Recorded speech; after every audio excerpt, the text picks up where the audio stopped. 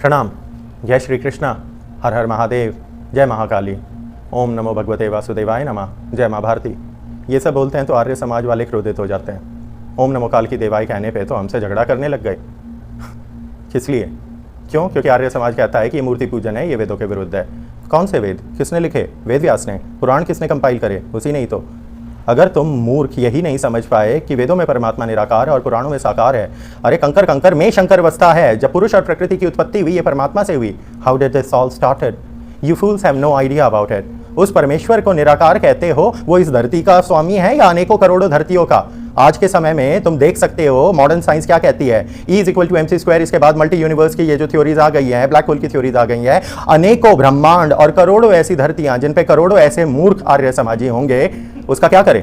तुम एक दूसरे से लड़ रहे हो। मूर्ति पूजा काहे बुरी है? अगर परमात्मा को तुमने जाना, ज्ञाना, परमात्मा का ध्यान लगाया और गर्भगृह में किसी मूर्ति को रख के उसमें प्राण प्रतिष्ठा करके अपने धर्म का पालन करने हेतु अपना ध्यान लगाने के लिए एकाग्रता प्राप्त करी, तो ये कैसा पाप?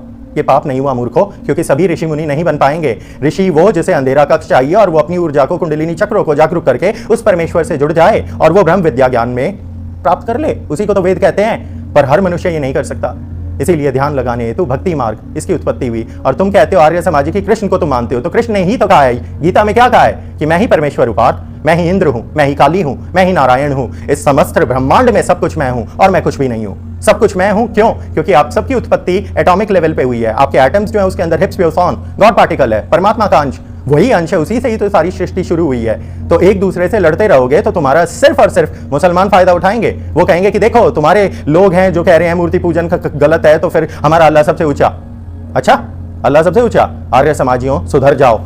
मूर्ति पूजक कोई हो या ना हो, तुम धर्म का पालन करो, बाकी भी धर्म का पालन करे। और जो धर्म का व्यापार कर रहे हैं, जो ब्राह्मणवाद का प्रचार कर रहे हैं, जो छल कपट कर रहे हैं, उनकी तुम काहे चिंता कर रहे हो? उनकी चिंता करने के लिए कालकी बैठा है। पिछले युग में कृष्ण था, उससे पिछले में राम था।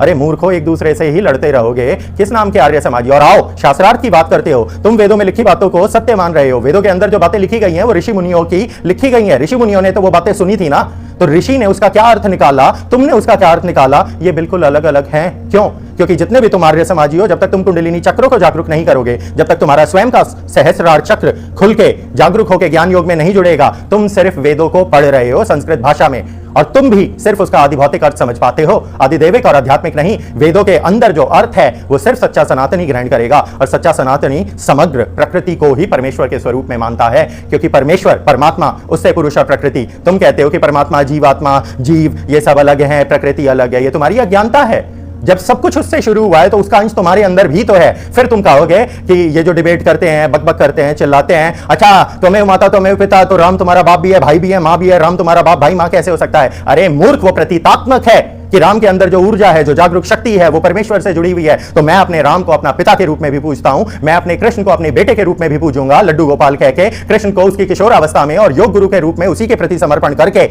अपना सब कुछ त्याग करके धर्म का पालन करूंगा।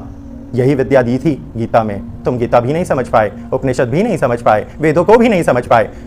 हर वो आर्य समाजी जो ये कहे कि मैंने वेदों को पढ़ लिया है, समझ लिया है, वो झूठ बोल रहा है। क्यों? क्योंकि वेदों की विद्या ग्रहण करते ही सबसे पहले परमात्मा को जानने का जो अहंकार है उसका नाश हो जाता है। इसीलिए ये जो आई चैलेंज यू, मैं तुम्हें चैलेंज देता हूं, 8 बजे आ जाओ मेरे चैनल पे, ये करेंगे वो करेंगे। तुम सब मूर्ख हो। तुम बांट रहे हो समाज को। समाज को एकजुट करो। अगर तुम समाज को एकजुट नहीं कर पाए तो तुम्हारा भी नाश करा जाएगा। प्रणाम।